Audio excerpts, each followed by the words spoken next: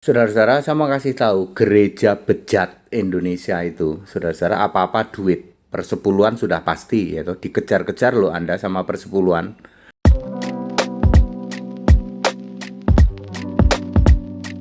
Assalamualaikum, selamat datang kembali di channel ini. Kali ini saya akan meluruskan statement-statement dari Henry Tandianta, guys. Dia adalah seorang yang mengaku pendeta, tapi dari pembahasannya dia sebenarnya pendeta yang nggak tahu gerejanya mana, pendeta yang nggak tahu ditabiskan sama siapa, lembaga apa, dan kemudian dia pergi debat kemana-mana, sebenarnya nggak debat.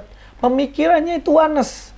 Dia nggak percaya Trinitas, dia juga itu sebenarnya pemikir, kan dia mantan Islam katanya. Jadi Kristen yang pemikirannya masih nempel di Islam gitu. Pemikiran-pemikiran Islam yang masih ada dalam otaknya, sehingga tidak bisa masuk memahami Alkitab dengan benar. Dan kali ini dia mengkritik salah satu gereja, yaitu Gereja Bethel Indonesia. Ya memang kalau dari video-video saya, teman-teman tahu ya, saya juga mengkritik gereja ini. Gereja Bethel, gereja yang lain, pendeta-pendeta yang saya kritik. Tetapi mengkritik dengan cara yang benar. Dengan argumentasi yang benar ya. Tidak membabi buta. Tapi saya melihat bagaimana Pak Henry Tan ini mengkritiknya ngeri, guys. Tanpa data yang konkret dan tanpa hal-hal yang istilahnya mendasar begitu. Tapi sepertinya mungkin ada sakit hati atau apa begitu, sehingga yang dikritik itu adalah hal-hal yang sebenarnya dia sendiri nggak tahu di dalamnya begitu. Sebagai disclaimer ya, saya bukan saya membela GBI. Saya juga bukan hamba Tuhan dari GBI, bukan. Saya sendiri salah satu gereja yang mana gerejanya yaitu gereja basicnya ya, teologinya adalah bukan karismatik tapi reform. Dan kalau kita lihat bagaimana sebenarnya kalau dibilang saya fanatik reform, enggak juga gitu loh. Karena saya juga sebelumnya melayani, saya lahir besar di gereja yang notabene adalah gereja Pantekosta ya. Dan juga kalau teman-teman tahu, saya pelayanan setahun itu di gereja GBI juga. GBI Glow loh, di Pak Gilbert Lumoindong ya. Tapi saya yang ada di Batam gitu, bukan di gereja yang Pak Gilbert gitu. Pasti kaget teman-teman, wih Luis pernah gereja di GBI? Pernah. Saya juga ikut masuk di dalamnya, terlibat dalam pelayanan-pelayanan tersebut. Jadi saya tahu seluk-beluk di dalam gereja ini. Kalau kita lihat nanti statement-statement Pak Henry itu lebay. Dan memang statementnya itu ditambah-tambah. Jangan sampai teman-teman dari sebelah nanti berpikir, oh gereja tuh beneran kayak gitu ya. Enggak guys. Mari kita langsung nonton videonya. Penjelasan pendeta bejat membunuh singer. Singer itu wanita yang jadi pemuji di gereja itu ya. Saudara-saudara, saya mau kasih tahu gereja bejat Indonesia itu, saudara-saudara, apa-apa duit persepuluhan sudah pasti, yaitu dikejar-kejar loh Anda sama persepuluhan. Oke, sampai di sini ya, saya melihat bagaimana Bapak ini mengatakan, di mana dikatakan di situ pendeta bejat. Nah oke lah, kalau dia kaitkan dengan seorang pendeta yang membunuh, yang sebelumnya saya pernah bahas juga. Oke, kelakuannya seperti itu. Tetapi apakah semua pendeta dari GBI itu seperti itu? Enggak kan? Enggak, itu oknum gitu. Bahkan dalam Kristen nggak pernah diajarkan hal seperti itu. Dan katanya membunuh singernya. Singer itu yang nyanyi. Bahkan yang nyanyi itu adalah seorang yang wajib memberikan persepuluhan buah sulung. Dan itu di WA dan lain-lain. Dan ini sekali lagi saya bilang tidak ada di anggaran dasar rumah tangga gereja. Jadi aturan gerejanya itu tidak ada. Dimana jika orang yang tidak memberikan persembahan harus di WA, harus ditagih. Nggak ada kayak gitu. Lalu kalau ada praktek seperti itu, siapa yang melakukan? Yang melakukan adalah oknumnya. Jadi jangan Pak Henry ini langsung masuk kepada, oh ini gerejanya seperti ini. Teman-teman, kalau saya mengkritik misalnya salah satu ajaran-ajaran, saya gereja dan lain-lain. Yang saya kritik gereja oke, tetapi yang saya kritik lebih kepada pengajarannya yang menyimpang dan keliru kan. Bukan langsung mengeneralisasikan gitu.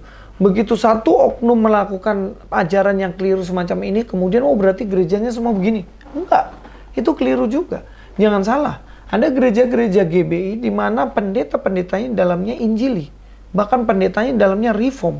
Jangan salah.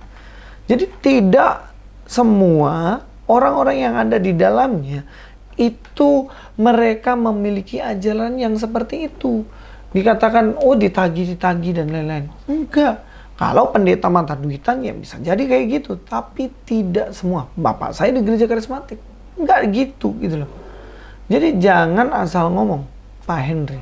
Saudara-saudara, saya mau kasih tahu, gereja bejat Indonesia itu, saudara-saudara, apa-apa duit persepuluhan sudah pasti, yaitu dikejar-kejar loh Anda sama persepuluhan. Kalau Anda nggak ngasih itu di WA loh. Di WA dikasih nomor ini, Pak, boleh transfer ke sini. Persepuluhan sudah pasti, buah sulung sudah pasti. Anda itu kalau baptis disuruh bayar. Ya. Kalau pemberkatan pernikahan, alah, apalagi ada tarifnya. Enggak Pak, enggak ada tarif. Iya, tapi sekretarismu bisik-bisik. Ya toh? Pak, nanti kalau ini segini Pak. Bukan kamu yang ngomong, bukan pendeta. Sekretarismu dulu yang ngomong, ya. Saudara-saudara, ya saya Henry Tandianta, baptis, pemberkatan semua, tidak ada yang namanya bayar. Pak, kalau mereka sukarela mempersembahkan, boleh nggak? Boleh. Boleh dicek siapa yang saya baptis, siapa yang saya ini, apakah pernah HTD minta sesuatu? Nggak ada. Tapi mereka mempersembahkan dengan sukarela. Sukacita. Pak, ini ada sekedar untuk ini. Silahkan. Gitu. Itu yang benar. Nah, di gereja bejat Indonesia ini, saudara, ini betul-betul apa aja bayar, saudara ya. Baptisan bayar, pemberkatan pernikahan bayar, penyerahan anak bayar. Ya, itu tadi caranya nggak gitu. Nggak kok dia ngomong nggak, tapi nanti suruh siapanya gitu ya. Biasanya itu ya ajudannya gitu lah. Ya, ajudannya pendeta. Ya, jadi apa yang dibilang oleh Henry ini sebenarnya itulah ajaran juga di dalam Kristen. Itu ajaran di dalam gereja GBI juga. Mana ada dipasang tarif kalau nikah. Kamu nikah tarifnya sekian. Gak ada kayak gitu. Di mana-mana di gereja itu seseorang yang dinikahkan tuh free, nggak bayar apapun. Ingat baik-baik, tidak bayar apapun. Bahkan dikatakan sekretarisnya ya bilang sekian. Loh, di gereja sekretaris urusannya nyatet jadwal cuy. Bukan tagih-tagih duit. Iya nggak? Bendahara juga cuman pegang aja uang. Bukan nagih-nagih. Pendeta apalagi. Ini kalau gereja GBI memang pendeta yang paling atas. Kalau gereja saya ya masih ada majelis dan lain-lain. Tapi pendeta nggak pasang tarif. Bagaimana? Ya jika ingin memberikan persembahan kasih silakan. Kesadaran dari pengantinnya gitu loh. Jadi bukan diajarkan ditulis di situ. Menikah tarifnya 2 juta, pemberkatan tarifnya ini. Emangnya mau sunatan? Ketika sunat pasang tarif itu kan dokter ya. Memang tujuannya cari uang gitu. Tapi kalau di gereja ya nggak ditarif dong Pak. Itu namanya persembahan sukarela, terserah Bapak mau kasih berapa begitu.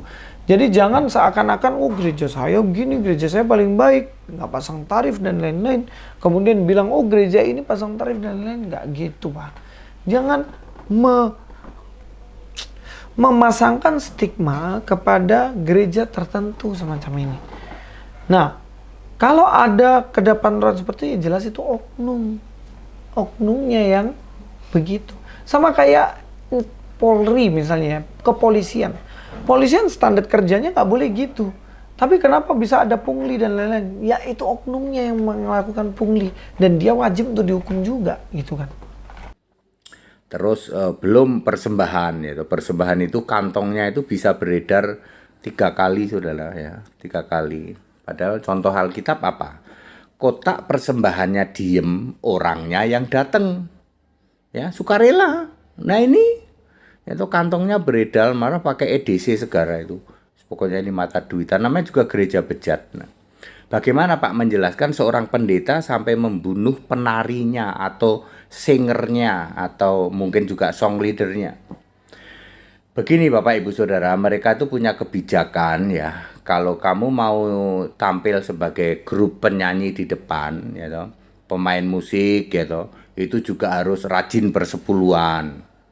Pokoknya diukur dari persepuluhan, gitu. Walaupun Anda pinter nyanyi kayak apa, kalau Anda nggak bayar persepuluhan, nggak mungkin kamu bisa tampil di situ. Nggak mungkin. Bayar persepuluhan, lalu disettinglah semua singer semua itu harus di bawah 30 tahun, dan itu diakuin sendiri oleh pendeta seniornya ya, oleh leadernya yaitu GL ya, atau GL mengakui para singer itu di bawah 30 tahun. Nah, perhatikan di mana katakan semuanya serba bayar dan dia mengatakan gereja bejat Indonesia, dan ini benar-benar orang yang tidak layak menjadi pendeta. Dan dia mengatakan bahwa gereja itu semua serba bayar. Siapa bilang?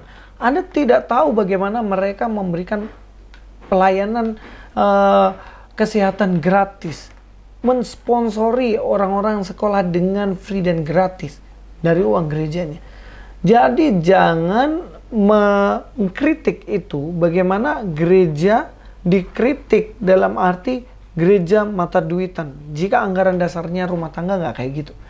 Tetapi mari kita kritik ajaran jika itu ajarannya itu menyimpang dan dengan bukti yang benar. Jangan karena berdasarkan sensi, Pak. Bapak tahu sendiri bagaimana pernah mengkritik juga, tapi ajarannya, Pak, tolonglah, harus fair. Sebagai seorang pendeta, Anda harus fair. Anda harus mengkritik ajaran. Jika ada yang menyimpang, sudah meninggalkan Kristus, sudah meninggalkan sesuatu ajaran yang benar berdasar Alkitab, kritik itu. Tapi jangan memasangkan stigma kepada gereja tertentu, kemudian Anda mengatakan semua yang ada dalam gereja itu seperti itu. Nggak bisa. Itu namanya Anda nggak fair dan nggak adil. Ya, mudah-mudahan kita bisa terbuka wawasan kita dan kita mengerti bahwa gereja Tuhan di Indonesia ini tentunya gereja yang punya tujuan untuk melayani Tuhan.